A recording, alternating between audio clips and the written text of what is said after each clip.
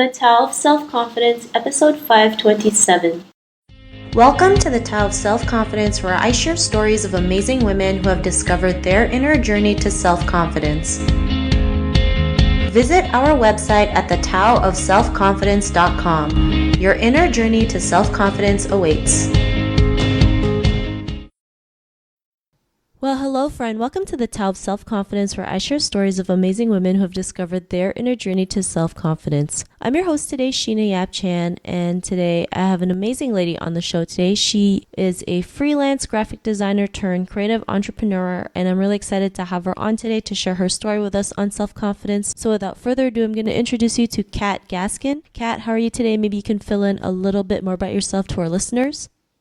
I'm great. Thanks so much, Sheena, for having me, first of all. And I'm honored to speak to your podcast listeners and share a little bit about my story. So I have a personal brand. It's called Salty Pineapple. So similar to how Beyonce has her Sasha Fierce, like Salty Pineapple it's almost my moniker and my alias. And it's where I get to be creative and truly have fun and play and really tap into my own personal creative voice. So a little story on me. I used to work full-time. I'm based out of Toronto, Canada. So I worked downtown for about 3 years as a communications associate. And then I had an aha moment one day when I was sitting at my desk and I started calculating how many hours I could work freelance to make the same amount of money I was currently making at the time, which was somewhere around a 40K salary. And I had full-time benefits and 15 days of vacation.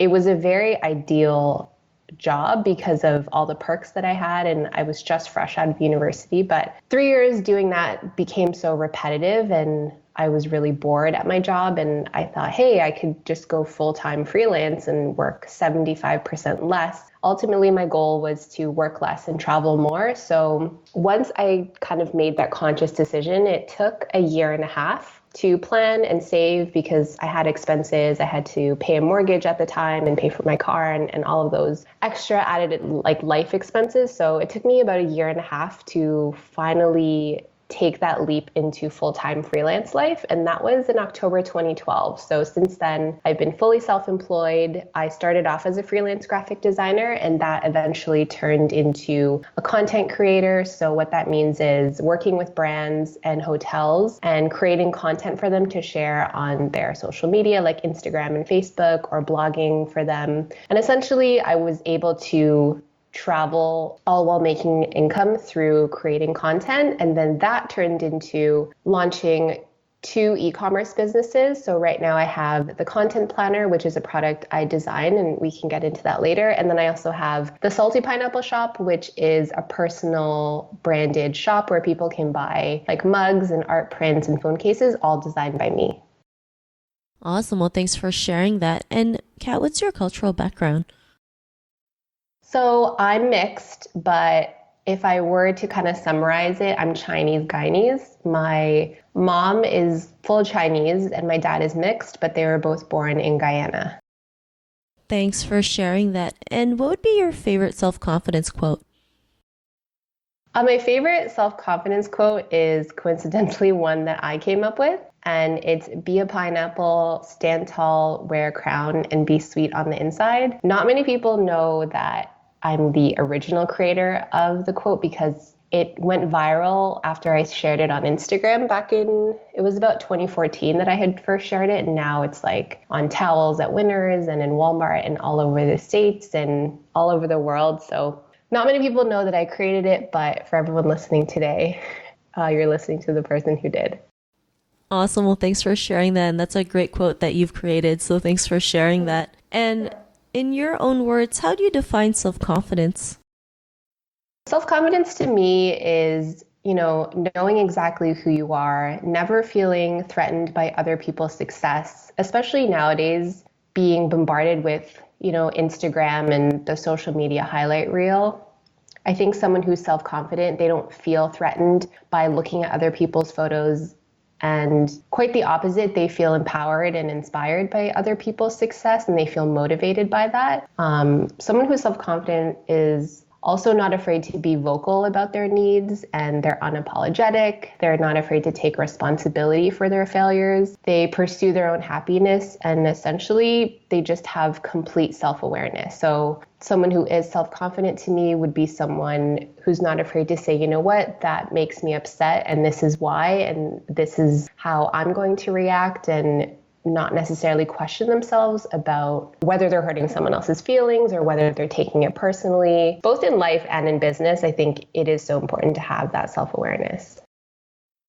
Thanks for sharing that great definition. And yeah, I think it's important to, feel the way we feel, right? We can't hold it back. I know we've been taught to not make any noise, not really say what you really feel to offend the other, because you might offend someone. But, it's really important to let those out so that, you feel better and you feel at peace. And then you can be, yourself again. Well, you're the good part. So having that is a really great exercise and just part of the process in self-confidence. So thanks for sharing that. And Kat, what was your life like before you discovered self-confidence? I mean, it wasn't like an overnight, oh, now I'm self-confident, my life has completely changed. It's definitely been a journey, constant, self-reflection and self-discovery. And there's been a lot of ups and downs, both personally and in your career. I mean, when you work for yourself, you question yourself all the time, and you're your own biggest critic. And I'm still working on that, but I do find after 5 years of doing this, you build a thick skin, which is nice. And each failure and each mistake is an opportunity to learn. So prior to kind of discovering that self-confidence within myself, it was really hard to, approach brands to work with or ask for what I was worth when it came to doing freelance graphic design projects. And then when I first quit my job also, that's when Instagram started becoming popular. So every day I saw this highlight reel of people's lives, and it looked so beautiful and curated and colorful and adventurous. And they were staying at all the nicest hotels and wearing all the nicest clothes. So when you see that every day, it really does damage to your self-confidence. But over time, I learned that, Instagram isn't real. It's not a real account of what's happening in the real world at that time. So I had to definitely change my mindset in terms of what story I was telling myself. But you learn the hard way how to ask for what you're worth and how you deal with rejection. And, again, you question yourself 55 times a day. So it definitely was hard, and it was a challenge getting to this point today mentally and having that mindset of I am worth, tens of thousands of dollars or whatever that figure is to you. Or maybe it's you are good enough to have that job, or you are skillful enough to work with those sorts of people and have those clothes and have that lifestyle. I think especially as women, we tell ourselves, not that we tell ourselves, but we give ourselves a lot of negative talk inside our heads, and we don't necessarily share it. I'm victim to that too, and it's totally okay. But I think the important thing is to, again, be self-aware that we are talking to ourselves that way, and we should be a lot nicer to not only the outside world, but what's happening inside of our heads. Thanks for sharing that. And yeah, I know that's something we all go through, especially that negative self-talk or being our own, worst critic when we should be our own best friend. And, it was that point in your life when you realized, you are worthy of going after your dreams and being the person that you are. What was that aha moment in your life? Yeah, so I mentioned it a little bit prior to, but it was when I was at my full-time desk job. It was at university in Dundas. I was working for the College of Physiotherapists. It was completely not in my line of work now. I mean, now I travel and I'm so obsessed with the beach that it's so much a part of my creativity. But back then I was designing newsletters and email marketing for physiotherapists, which is a complete 180 from what I'm doing now. And I was sitting at my desk and I was really bored. So I decided to calculate how many hours I could work freelance in order to make the same amount of money. The result was 75% less work hours. So I naively convinced myself that it would be a great idea to quit my full-time job to go freelance, and then I would have way more work hours, which isn't the case. I mean, if anyone's listening and they work for themselves, you know that it's a 24 hours a day, 7 days a week job. But because you love it so much, it doesn't feel like work. And that's something that people don't tell you is like, yeah, you're working freelance and you have independence from your location. You don't necessarily work at a desk every day, but you are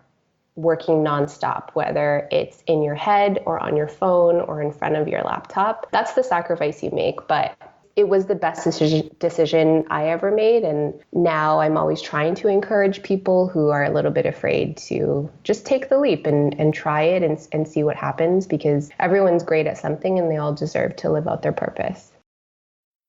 Thanks for sharing that. And, I love that you mentioned, the truth about, being on your own and being your own boss, right? Like you mentioned, sometimes people paint this pretty picture that, yes, you get to keep your own hours. Yes, you don't have a boss to talk to or to report to. But yeah, there's some nights where you're up 24 hours a day. You forget to shower or eat because you're so engrossed in your work. But it doesn't necessarily mean it's a bad thing. It's just you love what you do. And it's like, you're so focused on it that you forget little things like that. And I'm sure everyone who's been an entrepreneur have been through that. And it's not like it's always, days that you have good days, you have bad days. It's like a roller coaster, but in the end, it's all worth it. So I really love that you mentioned that. And, to the woman who's listening to your episode, she may be in her own journey to self-confidence. What would be that one tip you would give to her? My number one tip for any women who is listening to this right now and they're on their own journey, my tip and advice for you would be to take your time. I think when I first started out, I was so eager for success and I wanted it and I was so hungry and willing to hustle. But at the end of the day, like, you're going to tire yourself out, you're going to burn out. And also mentally, you're going to exhaust yourself if you're always wanting something to happen at a specific time. It's so important to remember to take your time, go easy on yourself, practice a lot of patience, and also to prioritize quiet time alone. I'm sure, as women, we're so nurturing and we want to help people all the time and be there for everyone, but it's also important to prioritize self-care and be okay with acting selfish, and also just spending less time on social media. That would be another huge piece of advice is, share your content and build your brand if that's what you're into, or if you leverage Instagram. But once you put that out there, just try not to scroll through your feed or look at the explore feed or interact on Instagram a lot, because it honestly does more damage than good.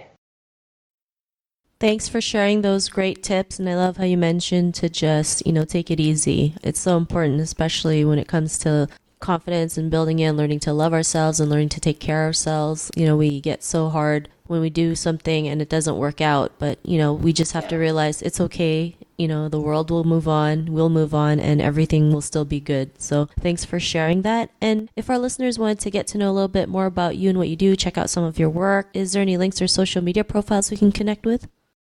Yeah, absolutely. So my personal account is at Kat Gaskin. So that's on Instagram. And then you can follow my two businesses. The first one is the Content Planner. It's the first and only physical planner for your blog and social media content. And the Instagram account for that is at the Content Planner. The website is thecontentplanner.com. And then my personal Salty Pineapple Shop is at the Salty Pineapple Shop, and the website is shop.saltypineapple.ca. But both of those links are on my personal Instagram account, so you can follow me there. Awesome. Well, thanks for sharing that. And to our listeners, if you want to connect with Kat, you can also head on over to the taoofselfconfidence.com and search for Kat's name. Her show notes will pop up along with everything else that we talked about. And I really just want to thank Kat today for taking the time to share her story and tips with us on self-confidence. So thank you so much, Kat. Thanks, Sheena. You're so welcome, and I appreciate you having me. Not a problem. It was great having you on the show. And to our listeners, be on the lookout for another new episode of another amazing woman's journey to self-confidence, and we'll talk to you soon. Bye for now. Thank you for tuning in to another amazing episode of The Tao of Self-Confidence. Visit our website at thetaoofselfconfidence.com to check out cool resources, blog articles, show recaps, and so much more. Your inner journey to self-confidence awaits.